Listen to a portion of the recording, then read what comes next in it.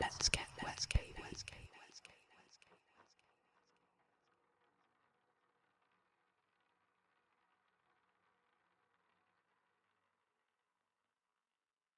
My name is Eve, and I'm a survivor of the Adam and Eve project.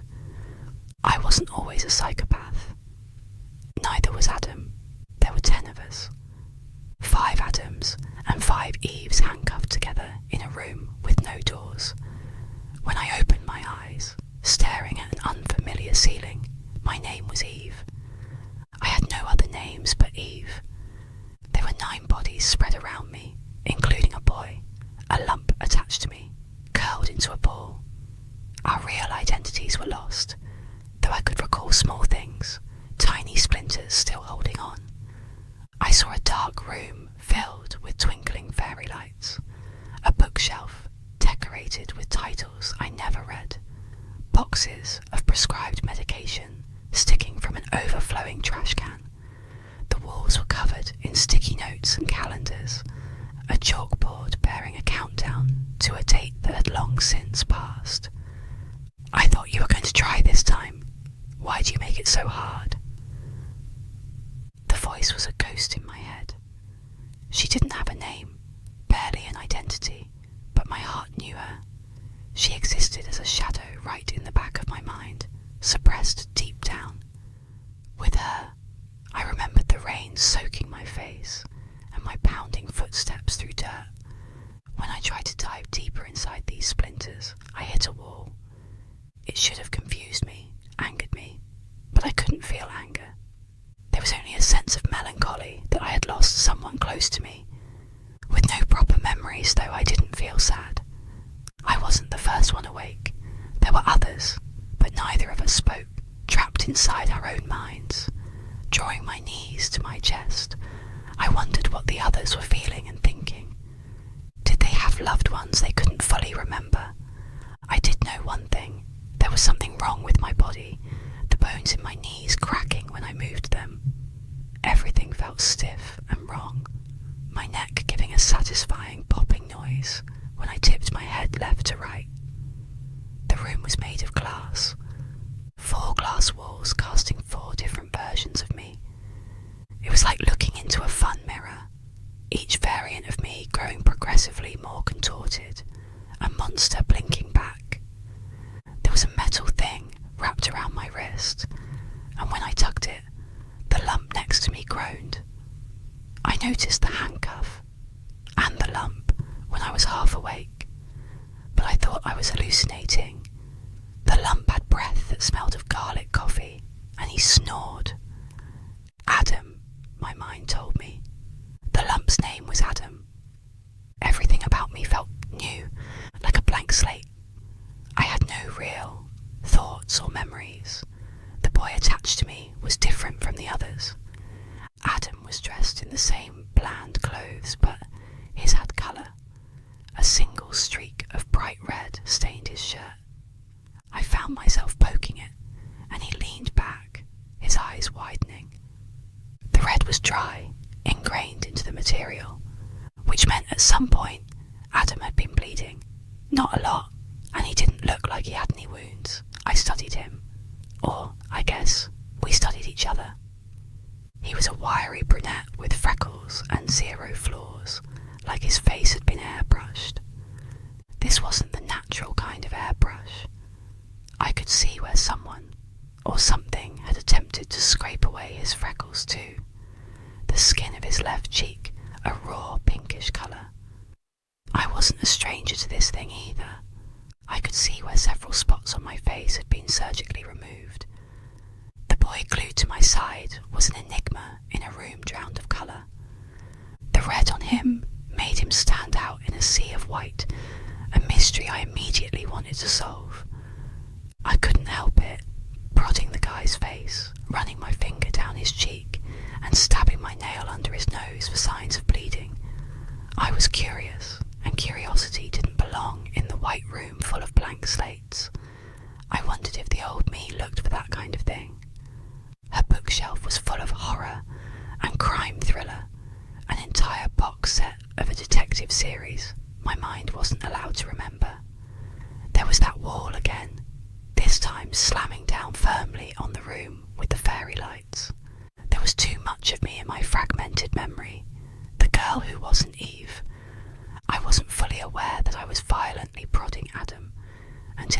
lifted my hand away. The boy opened his mouth to speak, his eyes narrowing with irritation, before his mind reminded him that irritation did not exist in the white room. I watched the anger in his eyes fizzle out, and he frowned at me, adapting the expression of a baby deer. I think he was trying to be angry, trying to yell at me. When I realised he couldn't swear, or didn't know how to swear, he distanced himself from me, turning his back and folding his arms. I got the hint, shuffling away, only for the handcuffs to violently snap us back together. This is a recorded message stated by the United States government on 8/27/2023 regarding the Adam and Eve project. Please listen carefully. This message will not be repeated.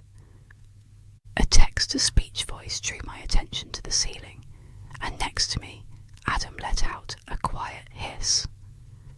You have been unconscious for 35 days and 16 hours following awakening. It is recommended that you remain where you are. The voice was pre-recorded, but it definitely sounded aimed towards the Adam who was crawling towards a door that looked like a wall, but I could see the subtle glint of a handle.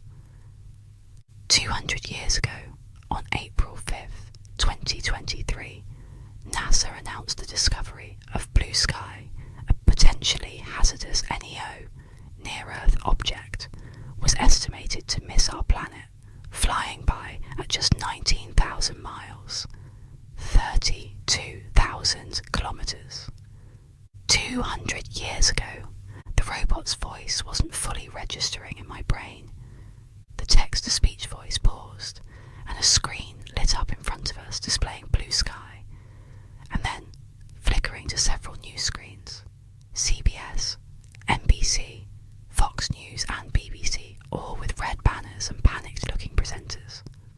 However, during its passing, the Blue Sky asteroid's collision course changed, striking our planet on April 13th, 2023, causing global destruction and a mass extinction event.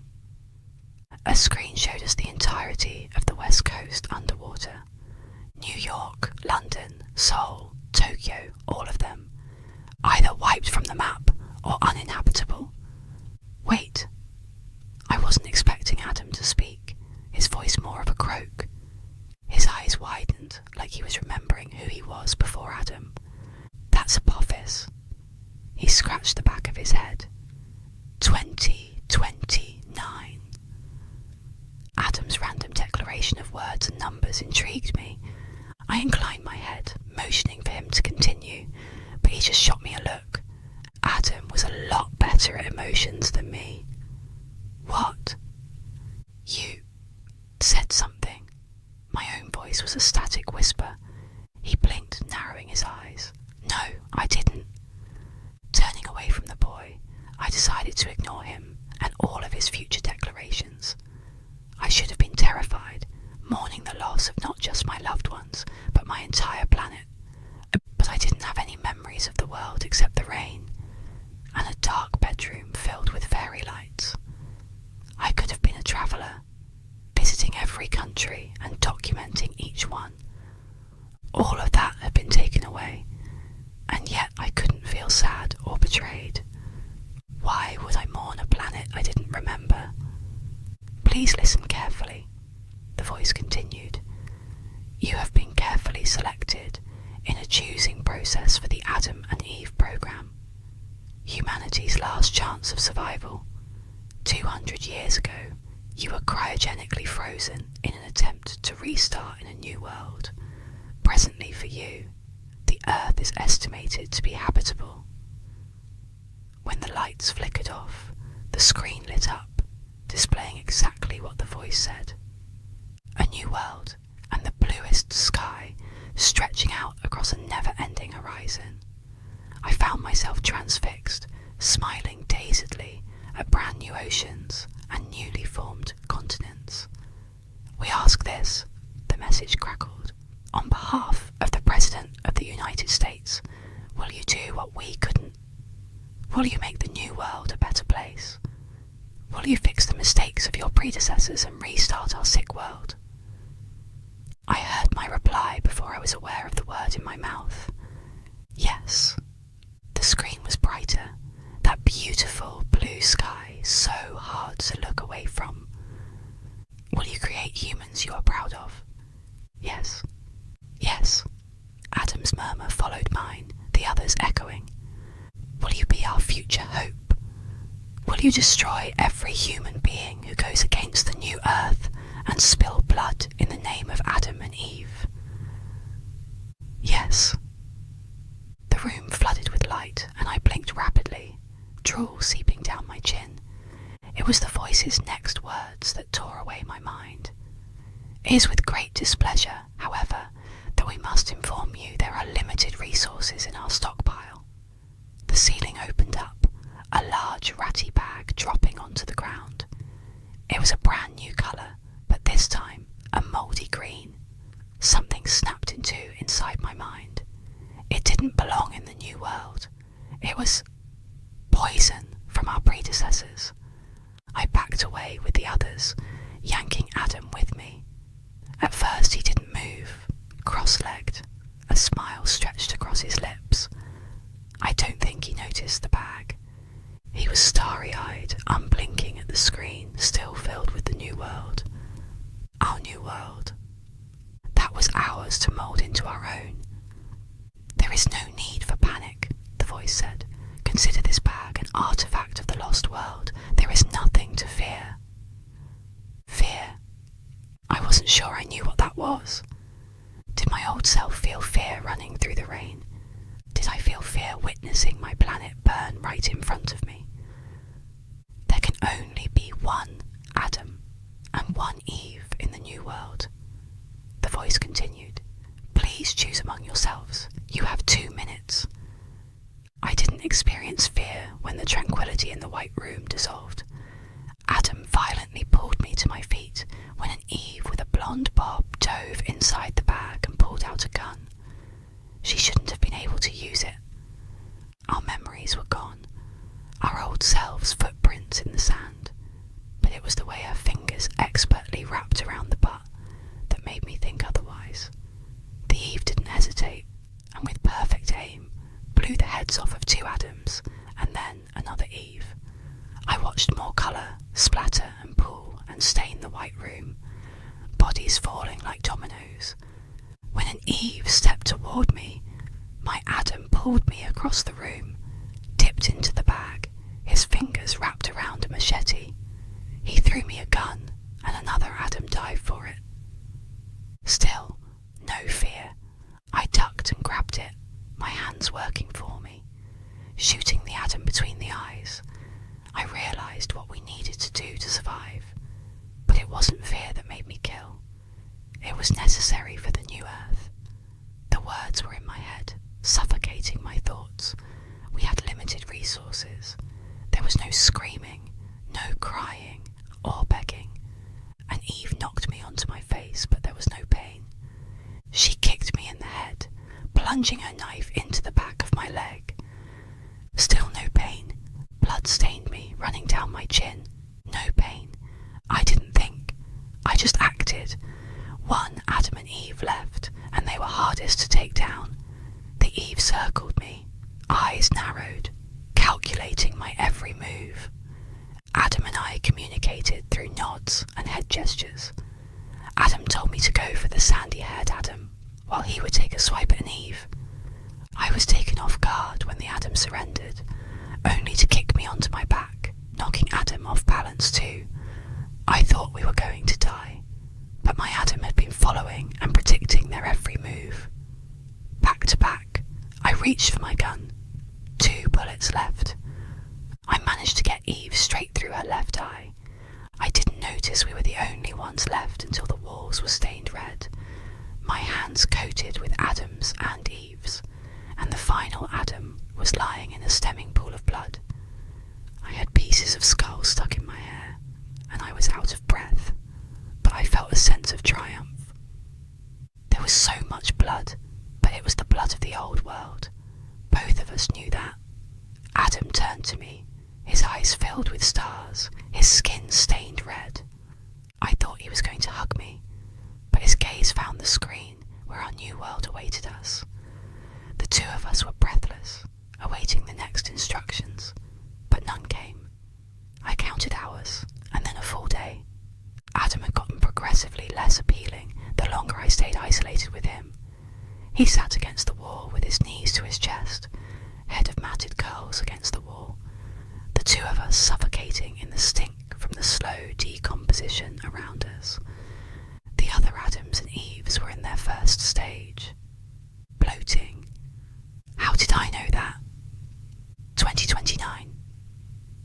Adam kept muttering to himself, over and over again. It was the same number, repeatedly. I couldn't feel anger or irritable, but I was confused why he was saying it. Another day went by, and I was starting to feel deeply suppressed, hunger start to bleed through. I watched Adam counting to himself, his eyes closed, feet tapping on the floor, and wondered if the new world would accept cannibalism. Adam stared at himself in the fun mirror a lot, making noises with his mouth. I wasn't fully concentrating when he turned to me, blurting, "How big was Apophis again?" To me, his words were alien, and I ignored him. But then he started talking again, spewing random words. Huntley Diving Centre, med school, cheese sandwich, man with a bald head. When I told him to stop, he continued. Van, cheese sandwich, pretty little liars. He knocked his head against the wall. Professor Jacobs told me to go, but I didn't want to go. I told him I'd call the cops, and then I'm seeing Silver. Adam, I said, stop. Bad news, he whispered. Very bad news. I'm not allowed to tell anyone. Adam, I think I was irritated. Adam sighed, closing his eyes. United States, Canada, Mexico, Panama, Haiti, Jamaica, Peru. His gaze tracked the screen in front of us. Republic Dominican, Cuba, Caribbean, Greenland, El Salvador too. We found them. And Adam's voice, a human voice, ripped me from slumber. Over here. Thundering footsteps followed, and something in my gut twisted. I stood up, swaying. Adam followed, half-lidded eyes barely finding mine. His expression was new. I think mine was too. Fear. Humans. Before I knew what was happening, I was being grabbed by masked men who were surprisingly gentle. Humans. I didn't know what to say. I asked them how they survived the asteroid impact, and they told me to stay calm. Adam was behind me, his arms pinned behind his back. He was being told to stay calm, but Adam was calm. He may have been nodding along to the human's words, but he was thinking exactly what I was. When an Eve cut my cheeks and asked if I was okay, my gaze flicked to my discarded gun. Oliva, she was yelling in my face. Sweetie, you're in shock. Can you tell me how many fingers I'm holding up? I nodded dizzily, unable to tear my gaze from my weapon. 5. There could only be one Adam and one Eve. I felt fear for the first time when Adam and I were led through large silver doors and into blinding sunlight. When it faded and my eyes found clarity, I wasn't seeing breathtaking views of mountains and newly formed oceans. Across the road, a woman was walking her dog. A school bus flew past, then an ambulance, a long line of traffic snaking down the road. I could smell Chinese food, my mouth watering. When Adam started screaming, my fear came back, and it was enough to unravel me completely, sending me to my knees. I was still stained in blood, wrapped in a blanket I could barely feel. My mind that had been ripped apart, that had splintered for the good of our humanity, was starting to crumble. Humanity didn't need fucking saving. It only truly hit me when I was sitting in the back of a cop car, Adam in the front seat. That I wasn't the last saviour of our species. The Earth was still spinning, still alive in modern day 2023,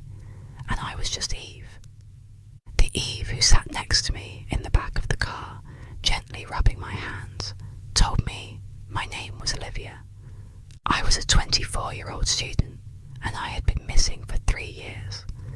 Adam's name was Kai. He was 23 and a med student.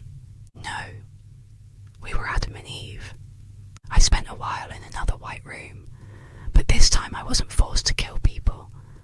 I was told I had been through brutal torture I could not remember.